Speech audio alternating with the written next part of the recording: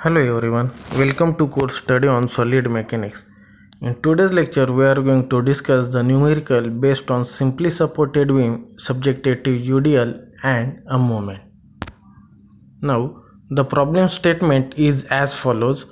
A simply supported beam carries the UDL of 70 kN per meter over a 3 meter span from support A.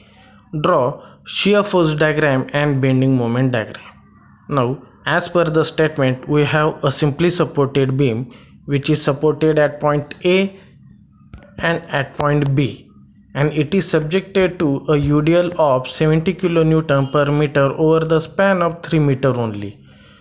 Over the span of 3 meter, it is subjected to a UDL of 70 kN per meter, and the total span of the beam is 8 meter. This is the total span of the beam, which is 8 meter. Now, all of you know that while solving problem for shear force diagram and bending moment diagram, the first step is to find out the support reaction by using three equilibrium condition. So the first equilibrium condition is summation of f of x is equal to 0. But as there is no horizontal force acting over the system, the summation of f of x is equal to 0. Second equilibrium condition is summation of f of y is equal to 0. It means that it is the sum of all the vertical forces acting onto the system. Therefore, this Ra, it is acting in upward direction, therefore positive, minus UDL have to convert into point load, therefore minus 70 into 3, it is a point load value, plus Rb again acting in upward direction, therefore which is equal to 0. On solving this equation, we have Ra plus Rb is equal to 210. This is the equation number 1. Now we have third equilibrium condition, moment at any point is equal to 0. So we will consider moment about point A which is equal to 0. Therefore, this 70 into 3 is nothing but it's a point load, and that will act at the center of span of 3 meter. Therefore, center of span of 3 meter is 1.5. Therefore, the moment about this is, it is 70 into 3 into 1.5. Now, and it is acting in clockwise direction, therefore considered as a positive. In the same manner, this Rb, it will act in anti-clockwise direction about point A, and that distance of Rb from A is 8 meter. Therefore, we have moment about A equal to 70 into 3, it's a point load, into perpendicular distance for that point load is 1.5 minus Rb into 8. After solving this equation, we have Rb is equal to 39.375 kilonewton. If I put this value into equation number 1, I have Ra is equal to 170.625 kilonewton. So the value of reactions are Ra is equal to 170.625 kilonewton and Rb is equal to 39.375 kilonewton.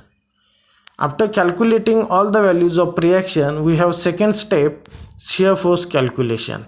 Therefore, this is the second step of shear force calculation.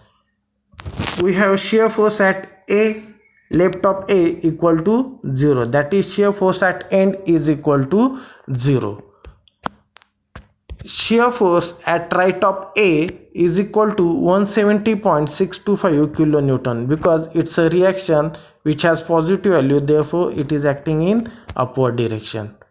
Now we are going to calculate shear force at point C, because point C, it is the major point, and at that point we have to calculate the value of shear force. Therefore, shear force at C is equal to 170.625, it is the value of reaction which is acting in upward direction, minus 70 into 3, that is, it's a point load which is acting in downward direction. Therefore, I have shear force at C is equal to minus 39.375 kilonewton. This is the value of shear force at C. Now we are going to calculate shear force at left of B. As there is no force acting between C to B, Therefore, the value of shear force will remain as it is, just like C. We have shear force at left of B equal to 39.375 kilonewton, and as usual at the end, that is at the right of B, shear force will be 0. Now those are the values of shear force. We are going to draw the shear force diagram from all those values. Remember that this is the zero line. All the zero values we have to plot on this line. Therefore, shear force at A, left of A is equal to 0. Therefore, this is the starting point of 0. At the same point for the A, we have shear force at right of A equal to 170.625 kilonewton, and it is positive one. Therefore, it is acting in upward direction. As it is positive one, therefore we will consider it above the zero line. Now we have shear force at C equal to minus 39.375 kilonewton. Now this is the value of shear force at C. This is the value of shear force at C, minus 39.375 kilonewton. As a UDL is acting over the span of AC, so between these 2 points we have to join it by an inclined straight line. Therefore, between point A and C, we will join it by an inclined straight line.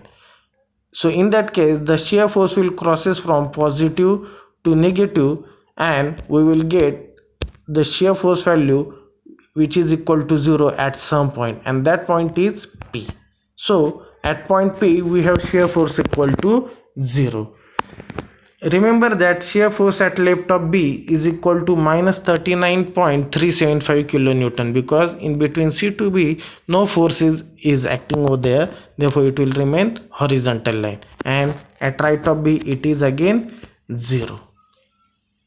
So this is the shear force distribution diagram for a given shear force calculation.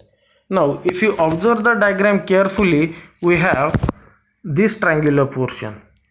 We have this triangular portion which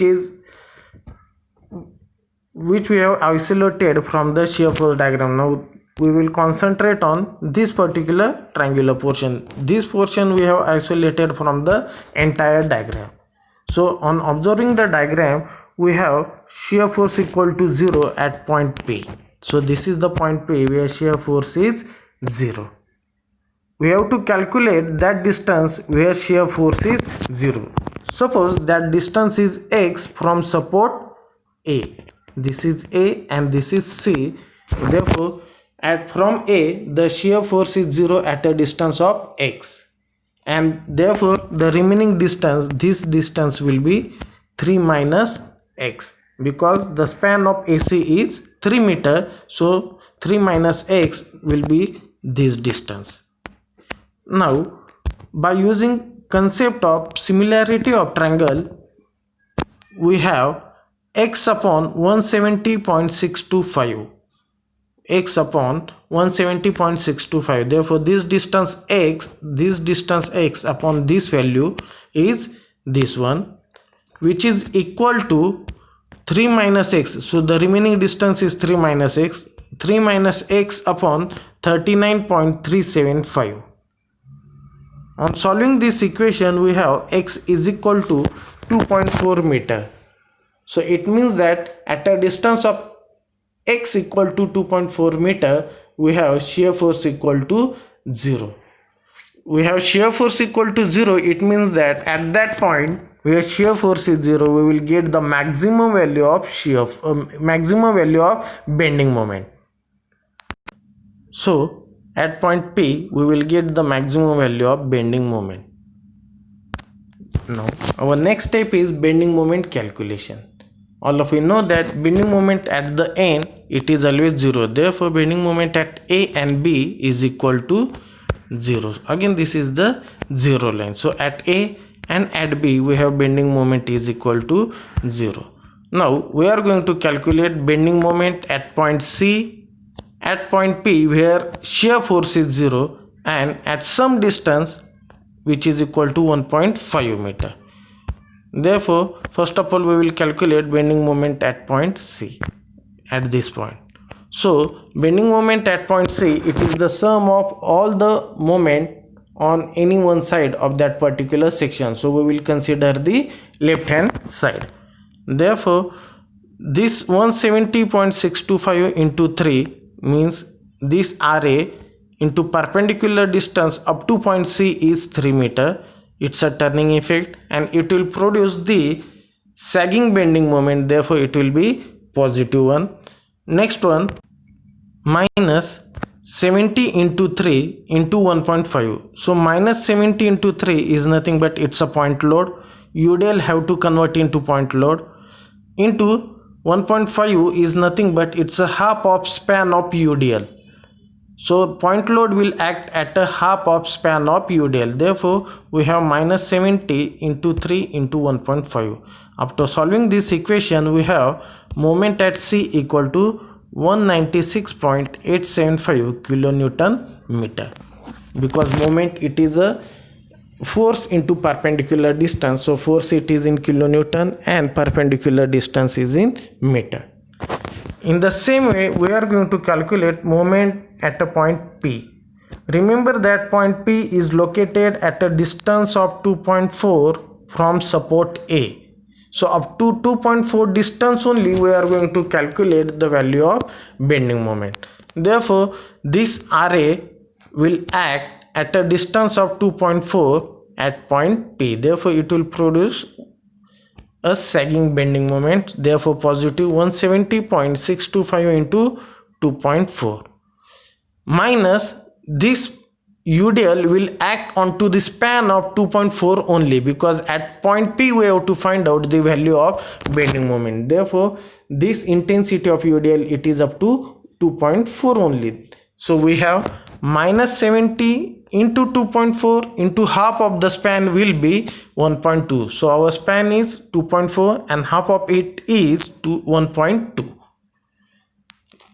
Therefore on solving this equation, we have bending moment at point P equal to 207.9 kilonewton meter. This is the value of bending moment at point P. If you observe bending moment at C and P, you will find maximum bending moment at point P, because at that point shear force is 0. Now we will find out bending moment at any distance from support A. Suppose that distance is 1.5 meter. So at a distance of 1.5 meter, this RA into 1.5 will produce the sagging bending moment, therefore positive. This value is nothing but it is the value of RA, minus UDL will act over the span of 1.5 meter only, therefore minus 17 to 1.5 and half of 1.5 is 0.75.